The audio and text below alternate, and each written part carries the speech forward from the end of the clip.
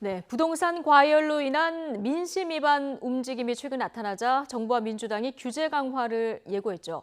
민주당은 지난 20대 국회에서 폐기된 종부세 강화법 등 부동산 5법 처리에 속도를 내기로 했습니다. 자, 국회로 가보겠습니다. 최하연 기자. 네, 국회입니다. 네, 자, 민주당이 처리하겠다는 부동산 5법, 일단 어떤 법들입니까? 네, 한마디로 투기성 다주택자들을 더 옥죄겠다는 겁니다. 이 부동산 5법은 종합부동산세법과 소득세법, 주택법, 지방세 특례 제한법, 민간 임대주택 특별법 개정안 등인데요. 먼저 종부세법 개정안은 종부세율을 지금보다 0.1에서 0.8%포인트 인상하는 방안으로 다주택자에겐 최고 4%의 세율을 매기는 게 골자입니다. 또 지방세 특례 제한법 개정안은 임대사업자에게 주는 세제 혜택을 줄이는 방안이고요. 또 소득세법 개정안은 양도소득세를 강화하는 방안을, 이 주택법 개정안은 분양권을 불법 전매했을 경우 10년 동안 청약을 제한하는 내용을 담았습니다. 이 법들이 부동산 시장 대책으로 나온 건 이번이 처음은 아닙니다. 지난 12.16 부동산 대책 후속 법안으로 지난 20대 국회 때 제출됐지만 민주당과 통합당의 견해 차이로 결국 폐기되고 말았습니다. 민주당은 이번 21대 국회에서 재추진을 예고하면서 이 종부세율 추가 상향 등 보다 강화된 법안들을 내놓을 예정입니다.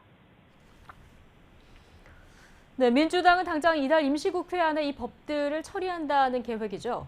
네, 문재인 대통령이 특단의 대책을 주문한 데다가 이 대통령과 민주당의 지지율 하락이 심상치 않기 때문입니다. 그래서 민주당은 3차 추경 처리가 끝나자마자 7월 임시국회를 열어달라는 소집 요구서를 제출했습니다. 이에 따라 다음 주부터 7월 임시국회가 열리면 곧바로 부동산 대책 후속 입법에 나서겠다는 계획입니다. 이와 함께 7월 임시국회에서 각종 민생 법안 처리도 예고했는데요. 우선 당론 1호 법안으로 일하는 국회법을 통과시킨다는 계획입니다. 또 고위공직자 범죄수사처 출범을 위한 추가 입법 작업 등도 본격적으로 시작될 전망입니다. 또 여기에 질병관리본부를 질병관리청으로 승격하는 정부 조직법 개정안과 이 특수고용직 노동자의 고용보험 적용을 위한 고용보험법 개정안 등도 처리 대상으로 꼽힙니다. 하지만 7월 임시국회에서도 미래통합당과의 진통은 피할 수 없어 보입니다.